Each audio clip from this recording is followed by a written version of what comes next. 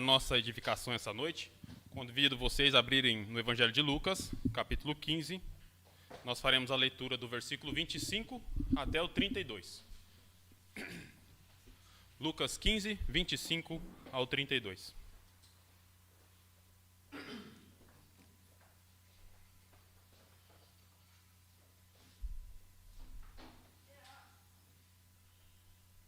Todos abriram?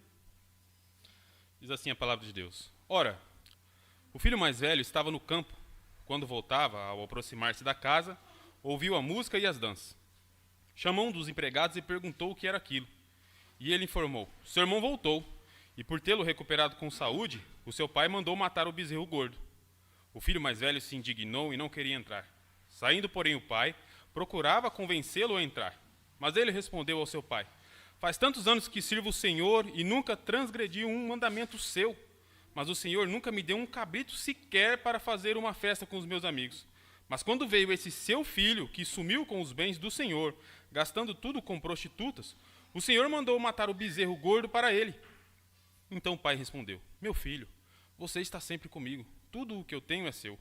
Mas era preciso festejar e alegrar-se, porque este seu irmão estava morto e reviveu, estava perdido e foi achado. Até aqui a palavra do Senhor, vamos orar. Bendito Deus, nós precisamos ouvir a Tua voz, carecemos de Tua palavra e pedimos humildemente que o Senhor nos ajude neste momento.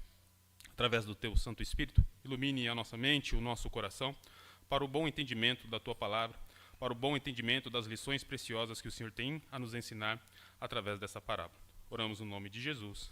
Amém. Meus irmãos, a Bíblia tem muitas histórias, provavelmente vocês já sabem disso.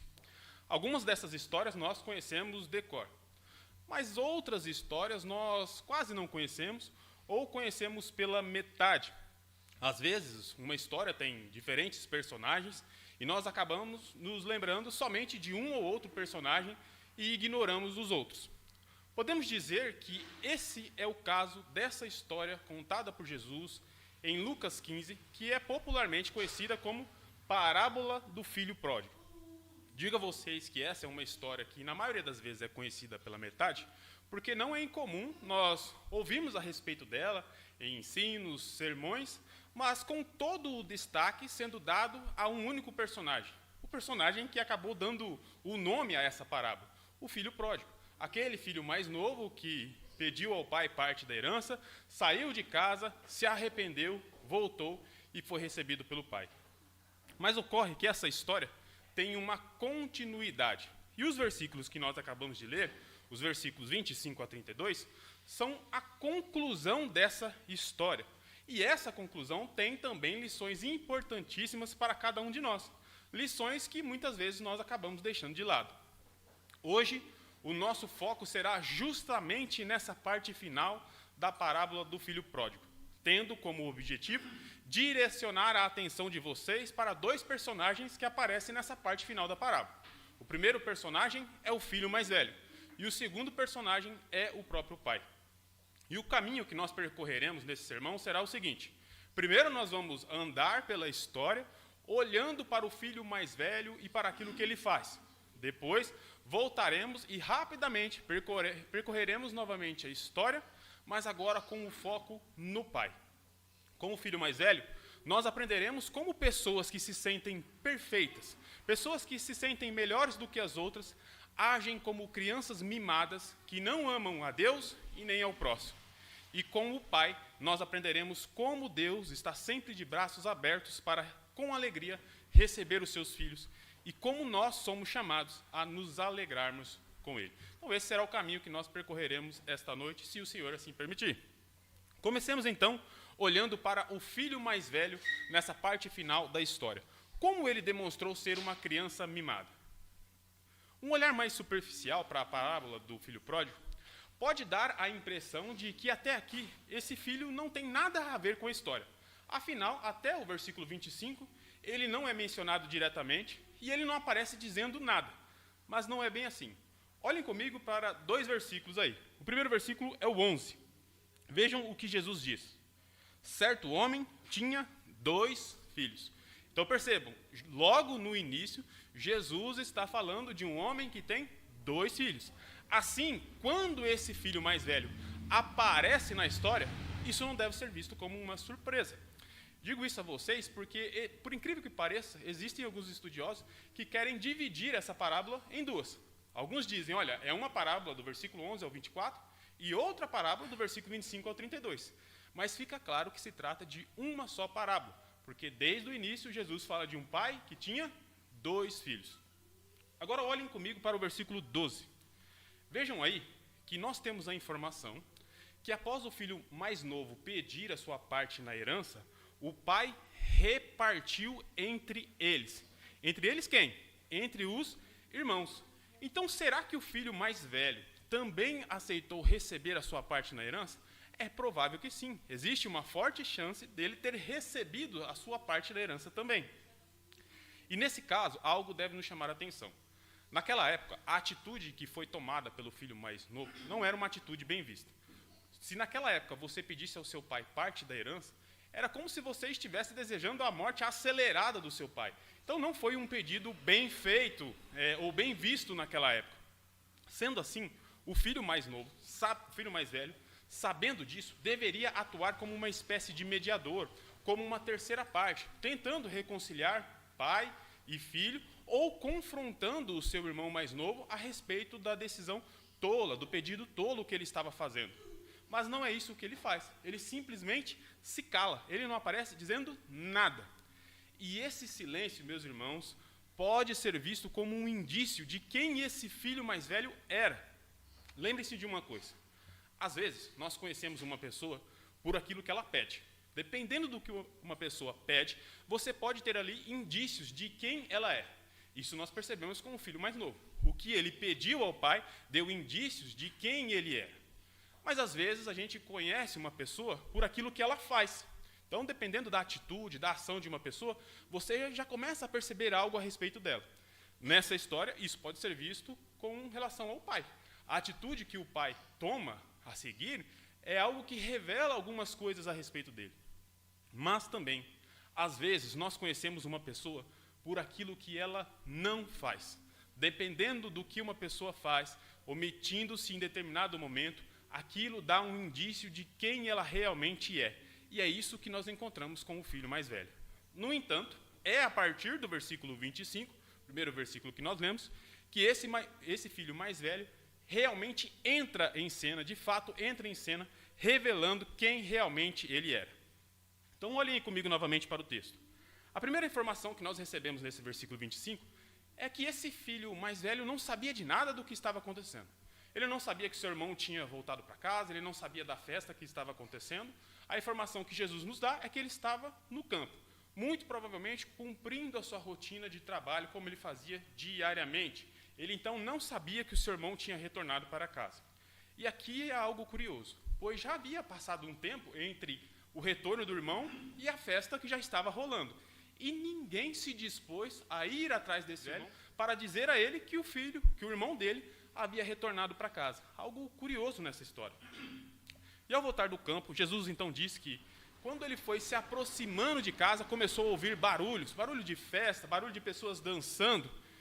E aí eu pergunto a vocês o seguinte: se você se aproximasse da sua casa, ou da casa dos seus pais, e ouvisse lá de fora que estava acontecendo uma festa, as pessoas se alegrando, sorrindo, dançando, qual seria a tua atitude normal? Qual seria a sua atitude?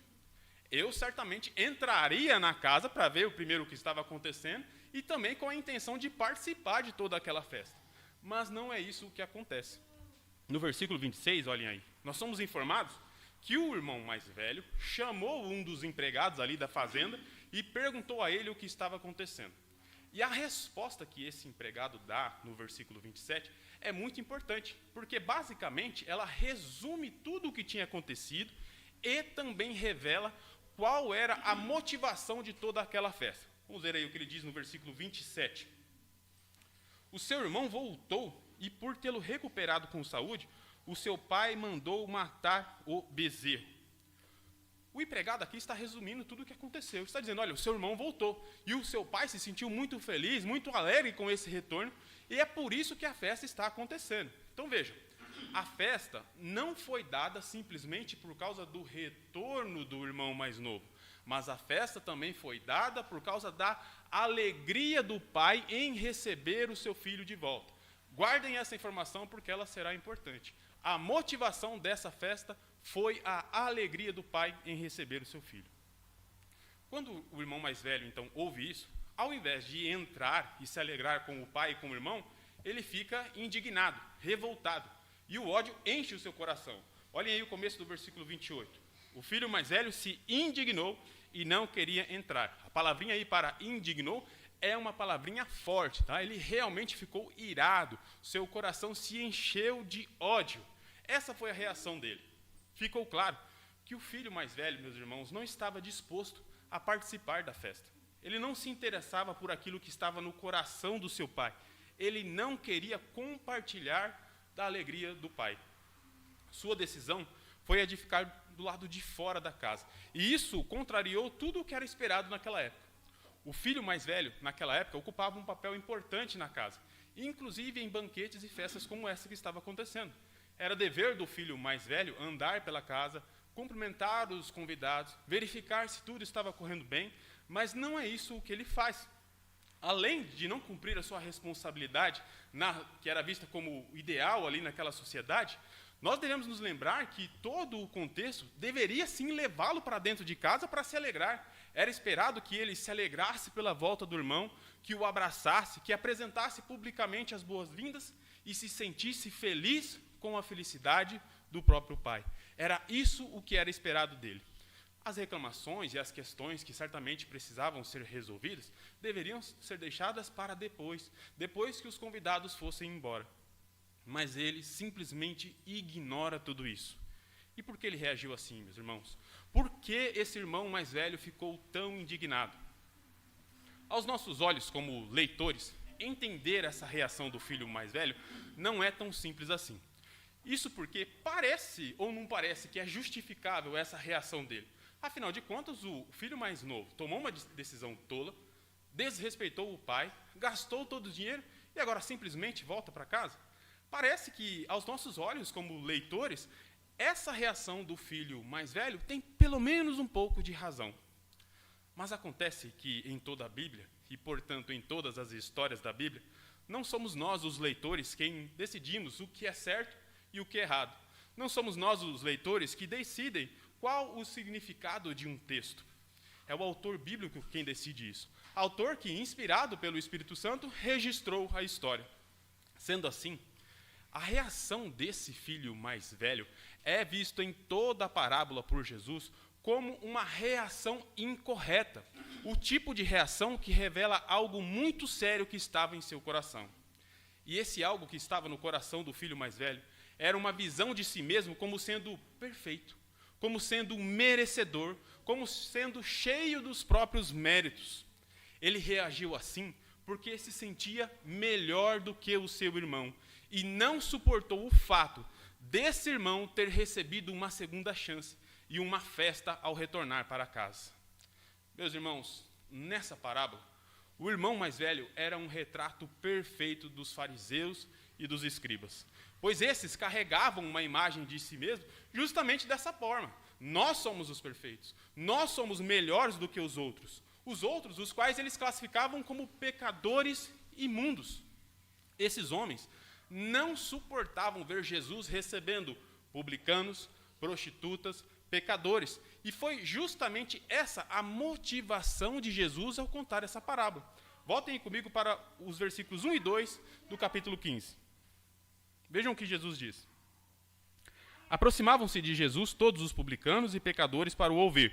Então vejam, pecadores estão se aproximando de Jesus. Qual foi a reação dos fariseus e escribas no versículo 2? Eles murmuravam, dizendo: este recebe pecadores e come com eles. Então o versículo 3 nos diz: então Jesus lhe contou esta parábola. Jesus, por causa da reação dos fariseus e escribas, conta 3 parábolas com mais ou menos ali o mesmo ensino, sendo essa parábola do filho pródigo a terceira parábola contada por Jesus. Portanto, a indignação dos fariseus foi muito bem representada pelo comportamento do filho mais velho ao saber do retorno do seu irmão para casa. Mas, meus irmãos, não pensem que esse comportamento é exclusivo dos fariseus e escribas, porque não é. Toda pessoa, prestem bem atenção, toda pessoa que se sente perfeita, que se sente melhor do que as outras, ainda que externamente negue isso, né, porque não é comum a gente encontrar pessoas dizendo, eu sou perfeito, eu sou melhor do que fulano. Normalmente isso é guardado dentro do coração. Mas toda pessoa que carrega esse sentimento é alguém que não suporta que os imperfeitos, cheios de erro, recebam uma nova chance. Toda pessoa que se sente assim tende a se comportar dessa forma, com revolta, com indignação, quando aqueles que não são tão bons quanto eles recebem uma segunda chance. Pessoas assim são sempre tomadas por essa indignação e costumam agir com birra e revolta. E não pense que você está imune a isso. Esse tipo de sentimento pode aparecer de diferentes formas. Todos nós convivemos com outras pessoas. Você convive com outras pessoas no seu trabalho, na sua família, entre os amigos. E mesmo que não seja feito de forma tão consciente, nós sempre estamos em um clima de competição. Nós sempre estamos nos comparando uns com os outros. E nisso tudo, a nossa tendência é sempre nos acharmos melhores do que os outros. Esse é um risco para todos nós. Por exemplo, eu convivo há 4 anos em um seminário com outros seminaristas. O ambiente ali envolve avaliações de todos os tipos, notas, trabalhos a serem entregues, pregações a serem feitas, relacionamento com professores, tudo isso está presente nesse contexto. E seria mentira se eu dissesse a vocês que em um ambiente cheio de crentes, onde os alunos são crentes, os professores são crentes, a direção é crente, os funcionários são crentes, seria mentira se eu dissesse a vocês que em um ambiente assim não há o risco disso acontecer, não há o risco de existir competição, briga de ego. Existe o risco de você se revoltar quando alguém que você acha que não é tão bom quanto você recebe uma segunda chance, recebe uma nota melhor do que você, recebe uma festa que você não recebeu. Eu falo aqui, meus irmãos, da minha experiência, mas olhe para o seu contexto, para as suas experiências, e você vai também perceber que o risco de sermos como o irmão mais velho é um risco real para cada um de nós. E todas essas experiências que são vistas lá fora, no dia a dia, podem ser vistas também dentro da igreja. E esse é o ponto principal aqui da parábola, que em última instância fala de arrependimento e de salvação, de alguém que se arrependeu e voltou e foi salvo. É terrível o que eu vou dizer a vocês, mas eu já recebi informações de igrejas aqui em São Paulo, algumas delas perto da onde a gente mora, que não recebem determinadas pessoas, ainda que não façam isso de forma escancarada. São igrejas que não se sentem felizes e alegres em receber determinados irmãos mais novos que estavam lá fora se sujando juntamente com os porcos. Um amigo meu da sala tinha um projeto na Avenida dos Bandeirantes, onde ele evangelizava alguns moradores que ficavam debaixo de uma ponte. E em uma das aulas ele perguntou a um pastor o seguinte: pastor, caso algumas dessas pessoas se convertam, tomem um rumo na vida e queiram congregar em uma igreja, para onde eu levo elas? A resposta do pastor foi: não leve para as igrejas que estão aqui perto de nós, porque elas não vão se alegrar em receber esse tipo de pessoas.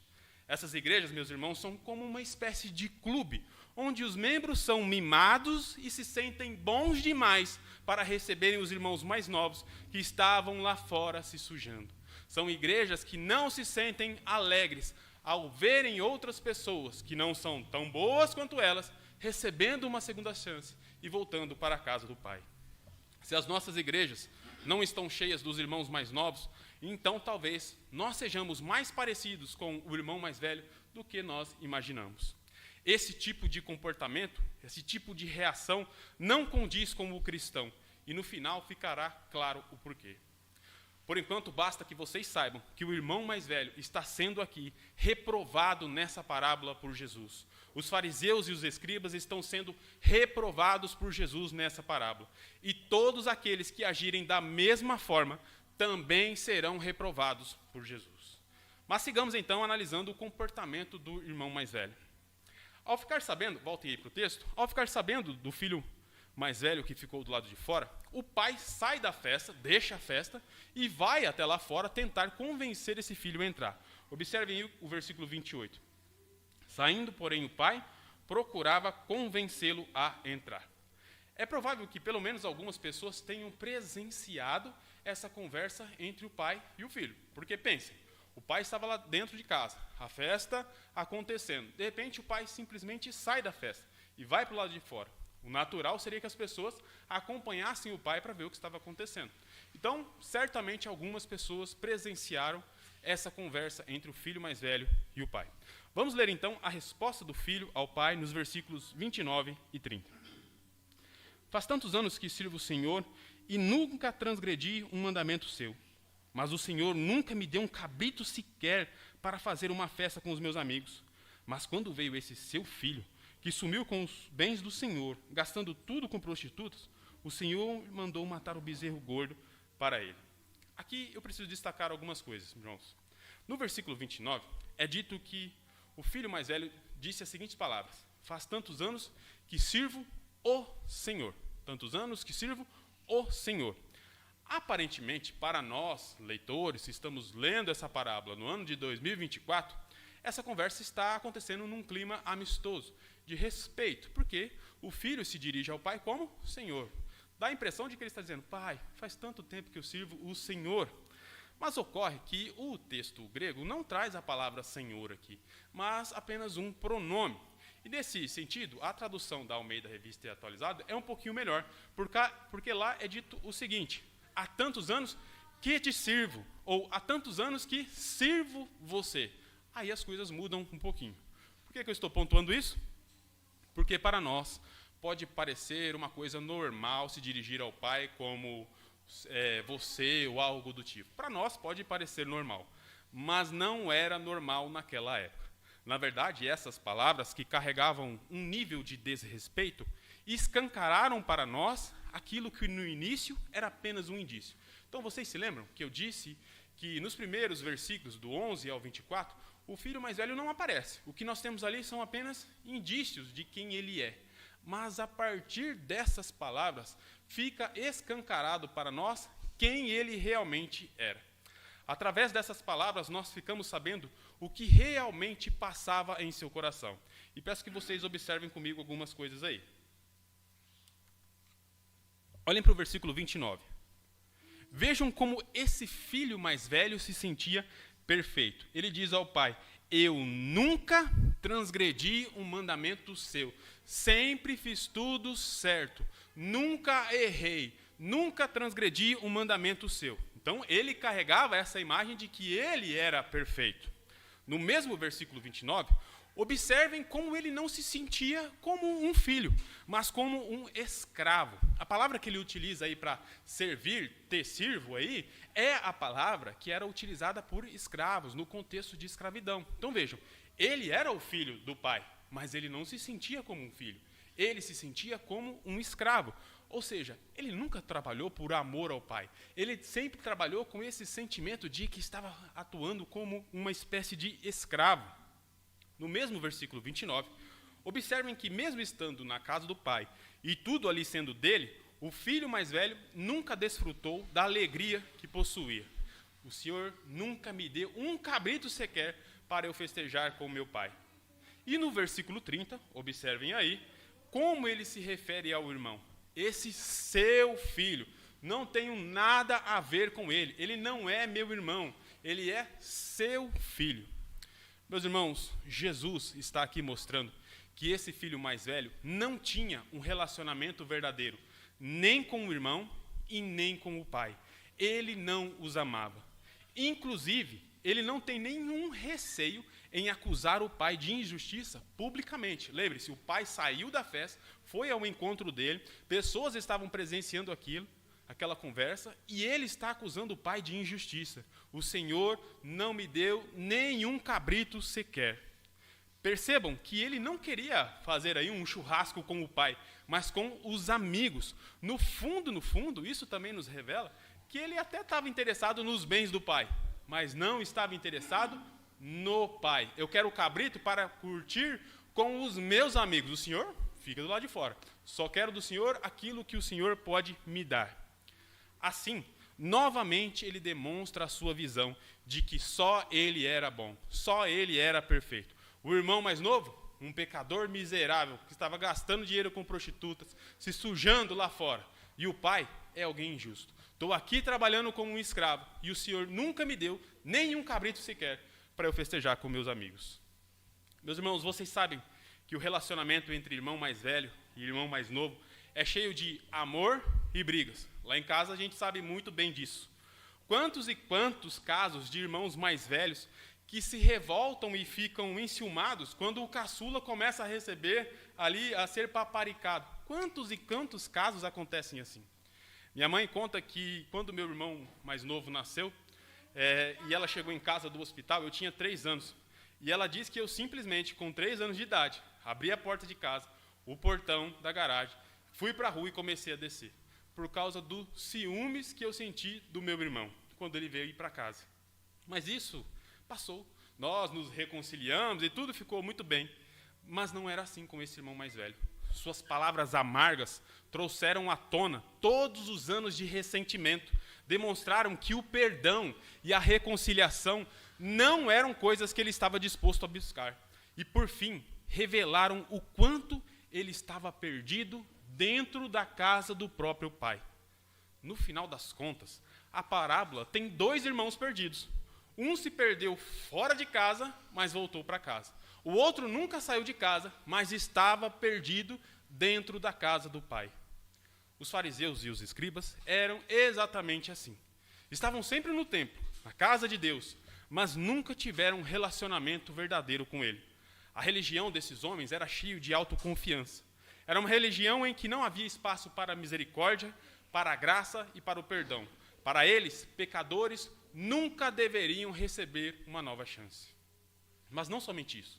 Essa religião impedia que desfrutassem da verdadeira alegria e prazer do relacionamento com Deus. A religião deles impedia essa alegria, impedia esse prazer, pois era sempre algo muito pesado, baseado nos próprios méritos.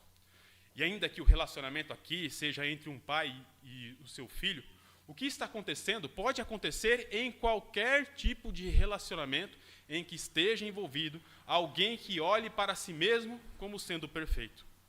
Uma pessoa que se sinta como esse irmão mais velho, seja no relacionamento entre marido e mulher, entre pais e filhos, ou em qualquer outro relacionamento, uma pessoa assim sempre vai achar que trabalha mais do que a outra parte. Eu trabalho como um escravo. Você não.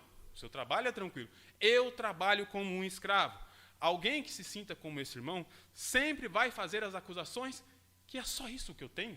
Tenho recebido muito pouco em todo esse trabalho que eu tenho feito. E dificilmente esse tipo de pessoa que se sente como esse irmão mais velho vai desfrutar da alegria que o relacionamento poderia lhe dar.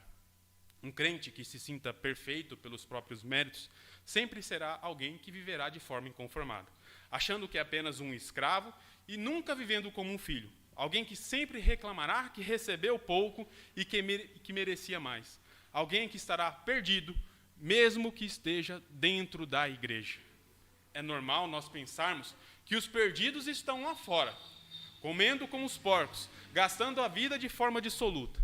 Mas também, meus irmãos, existem perdidos dentro da igreja, existem perdidos dentro da casa do Pai. E o filho mais velho nos ajuda a lembrar dessa terrível condição. Portanto, este é o filho mais velho, um mimado, uma das pessoas espiritualmente menos atraentes de toda a Bíblia. Ele é mesquinho, ele tem pena de si mesmo, ele é ressentido, ele é orgulhoso, ele é amargo, ele é impenitente, ele é implacável e não está disposto a mostrar graça a outros pecadores. A única coisa que ele sabia comemorar eram as suas próprias conquistas. Alguém que não se alegrou com o retorno do irmão, demonstrando que não o amava. Alguém que, além de não compartilhar da alegria do pai, o acusou de injustiça, demonstrando também que não o amava. Mas como eu disse a vocês no início, após percorrermos a história, olhando para o filho mais velho, nós retornaríamos rapidamente e percorreríamos agora observando o pai. E eu quero dizer a vocês o seguinte, e peço novamente que prestem bem atenção. O pai é o personagem principal dessa parábola. Não é o filho mais novo e nem o filho mais velho. O personagem principal é o pai. E por um motivo bem simples. Ao contar essa parábola, Jesus usou cada um dos personagens como representando alguém. Nós já vimos aqui que o filho mais novo representava os publicanos, as prostitutas, os pecadores que se aproximavam de Jesus. Já falamos que o filho mais velho representava os fariseus e os escribas. E agora falaremos como o pai dessa história representa o próprio Deus. O pai nessa história representa o próprio Deus. E Deus, como em todas as histórias da Bíblia, é sempre o personagem principal. Tendo isso em mente, nós conseguimos então aprender as lições mais importantes dessa história, que giram em torno do comportamento do pai. Lembram que eu disse a vocês que às vezes nós conhecemos alguém por aquilo que ela faz? Nós conhecemos muito a respeito do pai por aquilo que ele fez nessa história.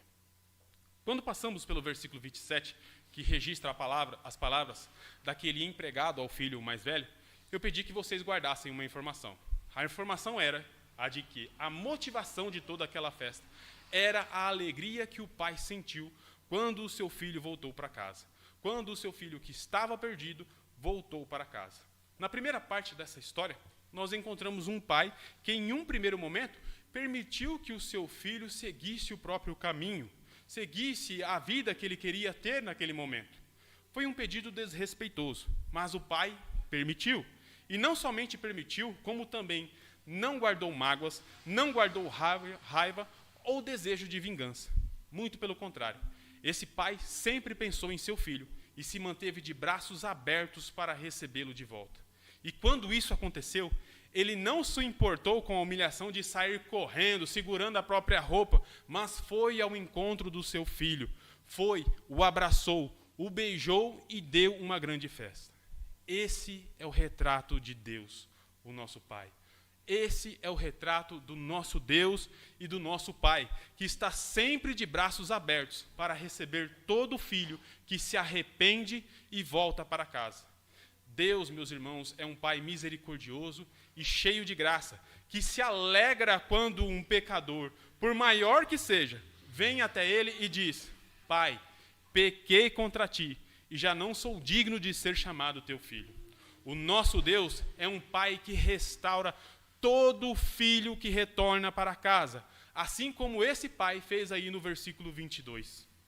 Portanto, se você que está aqui esta noite, ou nos assistindo, tem vivido uma vida distante de Deus, abandonou a sua casa, saiba que Deus está de braços abertos para recebê-lo de volta. Não para humilhá-lo, não para jogar na sua cara as tolices cometidas, mas para restaurá-lo com toda a alegria de um pai. Pois ainda que nessa história a gente certamente tenha um filho que sentiu muita alegria em retornar para casa, a alegria que está sendo destacada por Jesus aqui não é a alegria do filho, mas é a alegria do pai. É essa a alegria que está sendo destacada, a alegria do nosso pai quando um filho retorna para casa. As portas da casa do pai nunca estarão fechadas para os filhos que desejam voltar. Lembrem-se disso, meus irmãos. Nós sabemos que muitos dos nossos irmãos estão lá fora. As portas da casa de Deus, as portas da casa do Pai, nunca estarão fechadas para os filhos que desejam voltar. Mas eu quero que vocês também se lembrem que esse pai não somente demonstrou o seu desejo de restaurar o filho que estava longe, que tinha saído de casa. Esse pai também demonstrou o desejo de restaurar o filho que estava perto. Não foi isso que ele fez no versículo 28? Saiu para conversar com aquele filho que estava em casa, que nunca havia saído da casa do pai. Pensem assim, um pai está dando a festa de casamento de sua filha. E vocês sabem que muitas famílias têm a ovelha negra, né? O irmão que sempre arruma confusão. Imaginem que nessa festa de casamento, o filho, que é cheio de arrumar confusão, está lá fora gritando com o pai, fazendo um escândalo. Quais seriam as reações desse pai? Pelo menos duas reações. Ou esse pai simplesmente iria ignorar o filho que estava lá fora, ou talvez ele saísse e de alguma forma restringisse esse filho, falasse de forma dura com ele, esperando que posteriormente resolvessem aquela questão. Mas não foi isso o que o pai dessa história fez com o filho mais velho, o filho mimado que não quis entrar na festa. Novamente, o pai não se importa em se humilhar. Meus irmãos, o fato desse filho mais velho ter ficado do lado de fora, não ter entrado em casa para a festa, foi um desrespeito. E novamente o pai não se importou com essa humilhação, saiu e foi ao encontro desse filho mimado. Olhem comigo para o versículo 31. Observem como que o pai tenta restaurar esse filho mais velho, primeiro corrigindo o pensamento do filho mais velho a respeito de si mesmo e a respeito do pai. No versículo 31 ele diz: meu filho, você está sempre comigo, tudo o que eu tenho é seu. Com uma linguagem amorosa, esse pai está dizendo: você não é escravo, você não é servo, você é meu filho. Ele está corrigindo a visão, a imagem que esse filho tinha a respeito de si mesmo. Ele diz aí também nesse versículo 31, que todo o trabalho que o filho mais velho realizava, o pai estava ciente. Ele diz: você sempre está comigo. E diz ainda: tudo o que eu tenho, meu filho, é seu. Você acha que eu nunca te dei um cabrito para curtir com seus amigos? Mas tudo o que eu tenho é seu. E no versículo 32, o pai corrige a visão do filho mais velho a respeito do irmão.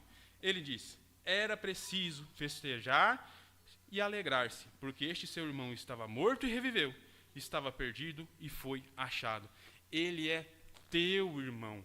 E a festa que eu estou dando aqui em casa não é por capricho, não é por ostentação, é algo que realmente nós tínhamos que fazer, é um dever nosso fazer essa festa. Sabe por quê? Porque o seu irmão estava morto, mas ele reviveu, e esse é um motivo que tem de ser festejado. Meus irmãos, essas palavras não só lembraram o irmão mais velho o seu devido lugar na família, você é meu filho, mas também lhe falaram a respeito do amor do seu pai.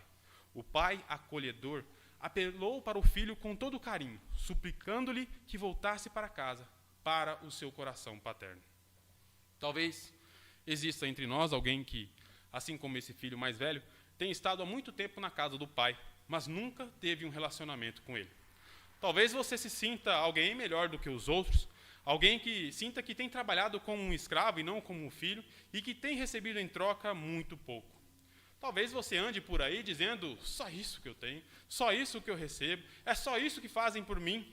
Alguém que se revolta quando um pecador miserável, cheio de erros, se arrepende e é recebido de volta na casa de Deus. Deus, o Pai amoroso, também te chama. Também chama aquele que está perto, mas nunca teve um relacionamento com ele.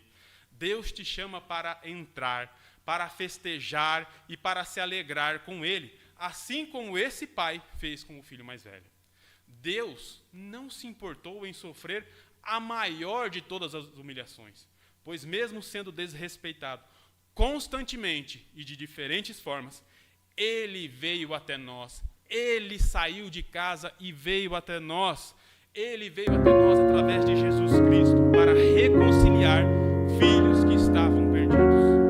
É por isso que agir como o filho mais velho não condiz com ser cristão, pois ao agir como o filho mais velho, nós estamos agindo de uma forma diferente à forma com que o nosso pai age. Nós somos chamados a compartilhar da alegria que o nosso pai sente quando um filho retorna para casa. Era de se esperar que, após essas palavras amorosas do pai, nos versículos 31 e 32, nós encontrássemos novamente o filho mais velho, talvez respondendo ao pai, dizendo: pai, realmente o senhor estava certo, eu não devia ter me comportado assim e eu vou me alegrar com o senhor. Mas não é isso que acontece. Se vocês observarem aí, a história termina sem sabermos qual foi a reação desse filho. E certamente Jesus fez isso de forma proposital. Nós não sabemos como esse filho mais velho respondeu às palavras amorosas do pai nos versículos finais dessa parábola. Nós não sabemos qual foi a resposta desse filho mais velho, mas você precisa saber qual é a sua resposta a esse mesmo chamado. Por isso, deixe de ser mimado, reconheça seus pecados, entre e se alegre com o Pai, desfrutando de tudo aquilo que pertence a nós como seus filhos. Que Deus nos abençoe, meus irmãos.